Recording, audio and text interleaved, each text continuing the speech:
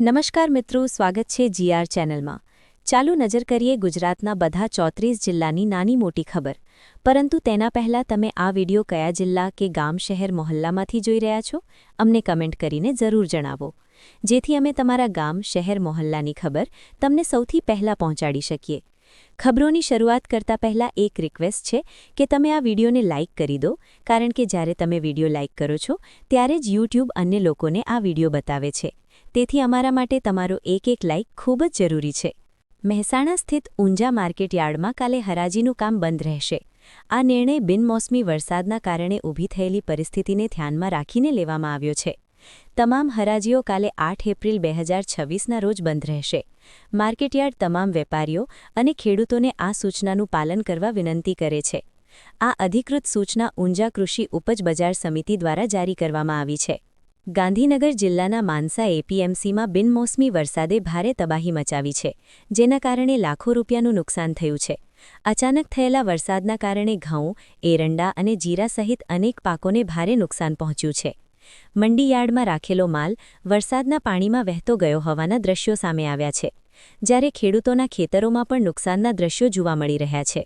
સુરતના ખાજોદ ડમ્પિંગ સાઇટમાંથી ફેલાતા પ્રદૂષણના કારણે સ્થાનિક લોકોને ભારે મુશ્કેલીનો સામનો કરવો પડી રહ્યો છે। છેલ્લા 2 અઠવાડિયાથી ડમ્પિંગ સાઇટ પર લાગેલી આગ બેકાબૂ છે અને સતત ઝેરી ધુમાડો ફેલાવી રહી છે, જેના કારણે આસપાસના લોકોને પોતાના ઘરોમાં પણ માસ્ક પહેરવા પડી રહ્યા છે। ધુમાડાના પ્રકોપથી શ્વાસ લેવામાં તકલીફ અને આરોગ્ય સંબંધિત સમસ્યાઓ વધવાની ફરિયાદો આવી રહી છે।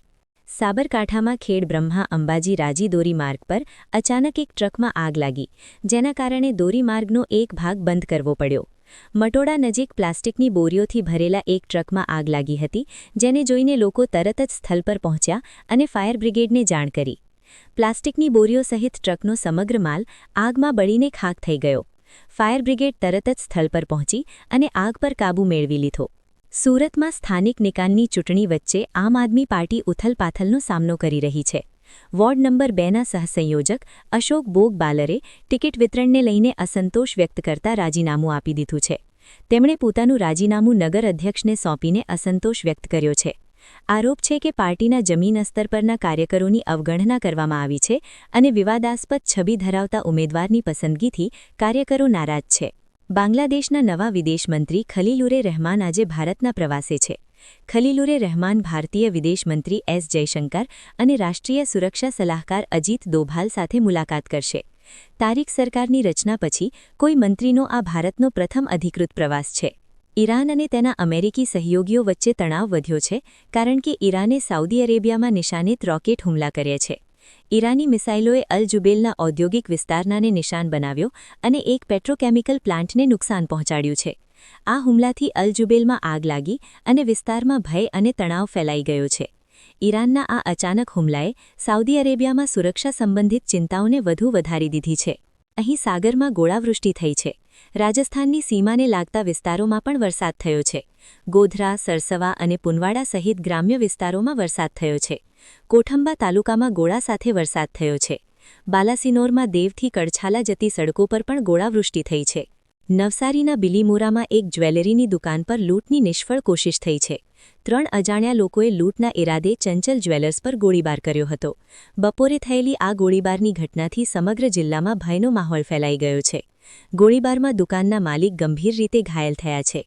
ઘાયલ માલિકને બિલીમોરાની એક ખાનગી હોસ્પિટલમાં દાખલ કરવામાં આવ્યા છે। ઘટનાની જાણ થતાં જ વરિષ્ઠ પોલીસ અધિકારીઓ સ્થળ પર પહોંચી ગયા હતા। પોલીસે વિસ્તારને ઘેરી લીધો છે અને લૂંટારુઓની શોધ શરૂ કરી છે। સાબરકાંઠા જિલ્લામાં પણ હવામાનમાં અચાનક ફેરફાર આવ્યો છે। હિંમતનગર, પ્રાંતેજ અને તલોદ સહિત અનેક વિસ્તારોમાં મુશળધાર વરસાદ થયો છે। વરસાદથી મોતીપુરા, ગામભોઈ અને રાયગઢમાં ઠંડક પ્રસરી ગઈ છે।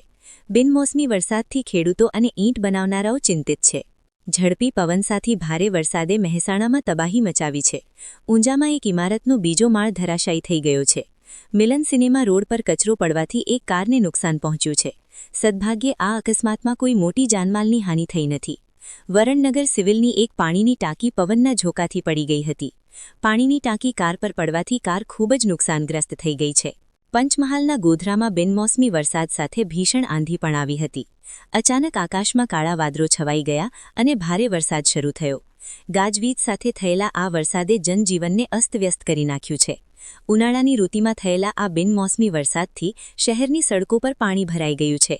લોકો વરસાદથી બચવા માટે બજારોમાં ભાગદોડ મચાવવા અને લૂંટફાટ કરવા લાગ્યા હતા. તુર્કીના ઇસ્તાંબુલમાં ઇઝરાયેલી દૂતાવાસ નજીક થયેલા ગોળીબારમાં 3 લોકોના મોત થયા છે. ગોળીબારમાં 2 પોલીસકર્મી ઘાયલ થયા છે. અહેવાલો મુજબ મારેલા તમામ લોકો હુમલાવર હતા. સુરક્ષા દળોએ તેમને ગોળી મારીને ઠાર કર્યા હતા. એક હુમલાવરને ઘાયલ હાલતમાં પકડવામાં આવ્યો છે. ઇસ્તાંબુલ સ્થિત ઇઝરાયેલી દૂતાવાસ છેલ્લા 2 વર્ષથી બંધ છે. હુમલાની તપાસ ચાલી રહી છે. અમરેલીના ધારી તાલુકાના પ્રેમપરા નજીક એક અકસ્માત થયો છે, જેમાં તેજ ગતિથી ચાલતી એક કાર પલટી ગઈ હતી. આ અકસ્માતમાં કાર ચલાવનાર ગંભીર રીતે ઘાયલ થયો હતો અને સારવાર દરમિયાન તેનું મોત થયું છે. અકસ્માતમાં 2 અન્ય યુવકો પણ ઘાયલ થયા છે. પ્રાથમિક તપાસમાં જાણ થઈ છે કે સ્ટીયરિંગ પર નિયંત્રણ ગુમાવવાના કારણે આ અકસ્માત થયો હતો. વલસાડ જિલ્લાના પારડી તાલુકામાં રાષ્ટ્રીય ધોરીમાર્ગ 48 પર એક યુવકના નાળામાં પડી જવાની ગંભીર ઘટના સામે આવી છે, જ્યાં સુરક્ષા વ્યવસ્થાની ખામી બહાર આવી છે. મળેલી માહિતી અનુસાર યુવક ફોન પર વાત કરી રહ્યો હતો ત્યારે અચાનક નાળાનું ઢાંકણ તૂટી ગયું અને તે અંદર પડી ગયો. આ અકસ્માતમાં યુવક ગંભીર રીતે ઘાયલ થયો છે અને તેની હાલત નાજુક હોવાનું જણાવવામાં આવી રહ્યું છે. ખુલ્લી અને નબળી બાંધકામ વ્યવસ્થાને લઈને સ્થાનિક લોકોમાં ભારે રોષ જોવા મળી રહ્યો છે અને દોષિતો સામે કડક કાર્યવાહી કરવાની માંગ ઉઠી છે.